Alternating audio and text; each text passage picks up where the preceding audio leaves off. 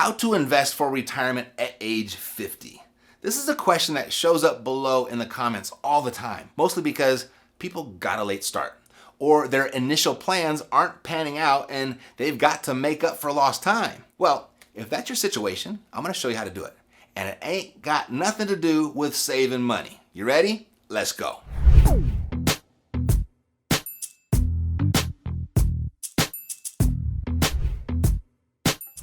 All right, so by the time we're done here, you'll have some easy to follow steps, not to mention some secret tips in helping you create a comfortable retirement, even if you're 50 years old and you're just getting started. First thing is, I want you to know that you're not alone. I mean, mention the word retirement, and many Americans, they break into a cold sweat or laugh as though you've made some sort of joke. You know, retirement in the comfortable sense may be a distant goal for many.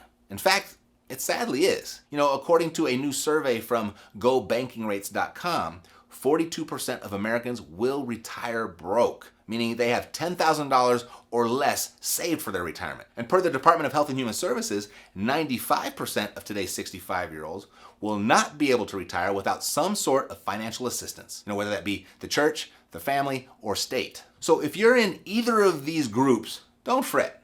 You've got two options. I'm gonna give you the basic traditional approach first, so that you know that I'm informed and I'm aware of everything your financial planner may have told and is likely telling you. This way, when I share with you my alternative approach, you may find it more sane than insane and actually consider it. So your typical financial planner, they're gonna lead with this: start saving right away. So if you're 50 and hope to retire around the age of 65, that means you have a solid 15 years to build a retirement nest egg. So they're gonna say something around the concept of saving. Next, they're gonna start with their actual list.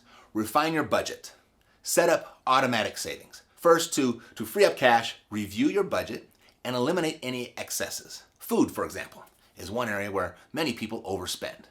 So making a meal plan could save over $100 per month on discarded or unused items. Next, calculate a realistic savings goal and how much you can save automatically on a regular basis. And if that's overwhelming, then focus on making just small changes over time, but automate it through your internet banking. Now, two, they're gonna tell you to pay down your consumer debt.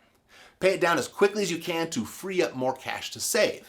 And if you have a mortgage, creating a plan to pay it off by the time you retire, that's a good strategy for most people. And a simple plan to enact right away is, instead of paying 100% of your mortgage payment once per month, pay 50% of your mortgage payment every 2 weeks. This right here will amount to an extra month's payment per year. And based on how interest and your amortization schedule work, this very small move can cut several years off a traditional 30-year mortgage. Then for number three, they might suggest something like stay invested. If you have a non-retirement investment portfolio, or if you're self-employed and administer your own retirement fund, be sure to set up automatic investments so you can take advantage of dollar cost averaging. And then diversify and limit your risk so that you're not tempted to cash out when the market drops. You know, jumping in and out of the market can cause huge setbacks in your plan.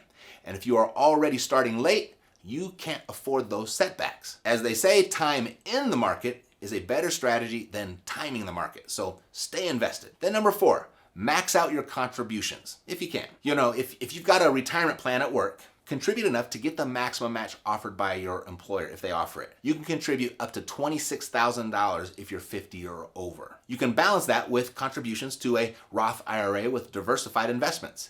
You can contribute up to $7,000 annually here if you're 50 or older. Then number five, plan for emergencies. Protect your retirement stash with an emergency fund to cover unexpected expenses. I mean, you can build it by depositing raises or bonuses that you might receive.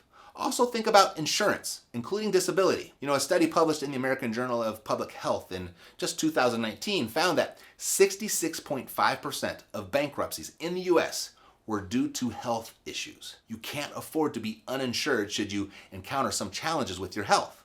And face it, the older we get, the more likely that's to happen. Number six, look for found money or a side gig. You know, most people following this approach will need more cash to pull this late retirement plan off, as most people simply they don't make enough to save enough for traditional retirement planning to work out to anything better than a 25 to 35% reduction in lifestyle during retirement years. So find a part-time job that you'll enjoy and or sell possessions that you no longer need. Your new part-time salary and proceeds from your sales should go straight into your investments. Now, you might also consider selling your home and moving to a smaller place or to an area with cheaper housing costs. Downsizing or relocating can translate to considerable savings that you can stash for the future. Then number 7, work as long as you can.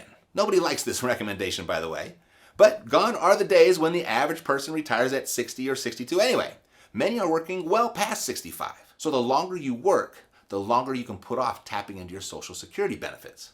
For example, a 65-year-old today, having earned an average of $75,000 a year over their lifetime, would receive approximately $1,800 a month if they started to claim their benefits at 65. If they waited just 5 more years until they're 70, they'd receive $2,800 a month. That's an additional $1,000 a month from their Social Security benefits. $1,000 a month, that can be a difference maker. So that's the traditional approach. Save, sacrifice, work, and pray. This advice paints a pretty bleak picture for most people for the next 15 to 20 years. Now, as I mentioned in the beginning, there's an alternative approach. It won't necessarily be easier, but it won't take nearly as long. So if you like the idea of cruising into retirement carefree in the next 5 years instead of sacrificing for mediocrity working the next 25 years, let me know by hitting the like button. And if you'd like some free guidance and support along the way, be sure to stay in touch by clicking the subscribe button, because that's what we do here. Now, if you're not too excited by the previous plan, it's okay. I understand. The traditional approach is flawed anyway, as it fails 95% of the population that follows it. It's flawed. The traditional plan is focused on the amount of money that one needs to save by retirement age, with the idea there will be enough money there to produce a residual income to support a comfortable retirement. So it's like this. Most people, they'll go out, that option 1, they're going out to build in this mountain of money. They're working, they're saving, they're sacrificing so they get this pile of money, and hopefully they get this mountain of money high enough to eventually, when it's ready to retire, it spits off a stream of money that allows them to retire. So this alternative approach, we're just going to take this and flip it. We're going to focus on the stream first, and then once our stream is supporting us, we'll then let the excess support the mountain. Now, it doesn't look that different, does it? Just a little switch in our sequence there. But what most people don't realize is this up here is the traditional approach. It's a 40-year plan, if people make it at all. Per the Department of Health and Human Services, 95% of the people that follow this are failing. Now, with this approach, this is a 4-year plan. And like I said, it's not necessarily easier, but it moves a lot faster when you focus on the streams of income instead of the mountain of income. And it doesn't make sense to focus on the streams first if that's the ultimate goal anyway, doesn't it? So the greatest probability for the average person to achieve this is by investing in income-producing real estate. Like I said, it's not easy, but neither is saving a ton of money for 40 years. Considering you're 50 years old, your only choice is to build your income stream.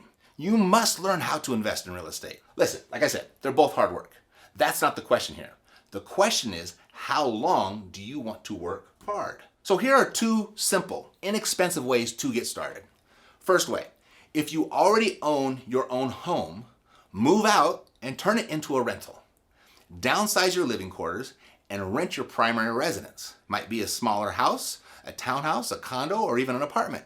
Go as cheap as you can and still be comfortable. Don't worry, this is not a life sentence. You're not going to be there long anyway. Here's what happens with this very small and simple move. When your tenant moves in and starts paying you rent, you take that rent and make the mortgage payment on the house. And then you keep what's left over to apply it to your new home that you're renting. Immediately, you've eliminated your monthly mortgage payment. You no longer have to worry about paying it down because indirectly, your tenant is doing it for you. And since you downsized where you live, you've also reduced your own monthly housing expense. And the cash flow that you're receiving from your tenant is offsetting that housing expense even further. And then in a couple of years, you refinance some equity out and purchase another income property. And another year or so, repeat the process. In just 5 to 7 casual years of doing just this, your retirement income stream has been created. And working into your 70s will no longer be a requirement. Now the second way, if you don't own a house, use your FHA loan offered to every American by the U.S. Department of Housing and Urban Development. They've been helping people become homeowners since 1934 by providing low down payments, low closing costs, and easy credit qualifying. Your down payment can be as low as 3.5% of the purchase price on properties of 1 to 4 units. So take advantage of this opportunity to purchase a single family home and rent a room or 2 out. If you don't like that idea, buy a duplex. Live in 1 unit and rent out the other. Or pick up a 4-plex, live in 1 and rent out the other 3. Now you are required to live in the property when using your FHA loan, but not forever. After a year or so, move out and refer to the first plan that I suggested. You see, with very little effort and expense, and just by shifting your focus to the stream of money that you can create rather than the mountain of money that you'd have to save, 10 years or less is a very conservative estimation of exiting the rat race and retiring. And if you're open to a little more work in order to go faster, that's exactly what we do here at Epic. So I've put together a free training for people just like you, and you can access it at mattsfreetraining.com. Now, if you've got a little bit of experience under your belt and you like the idea of maybe working directly with me one-on-one over the next year to go even faster to help you build your passive income retirement portfolio, go to reiace.com. Or if you just like it all done for you, meaning you want someone else to go find the property, you want someone else to fix it up, you want someone else to put the tenant in there, maybe you even want someone to go ahead and coordinate the property management and even bringing in the funding, go to cashflowsavvy.com. And I put all 3 of those links in the description below. So take a look and pick the one that best suits you. That's it for now. See you next time. Take care.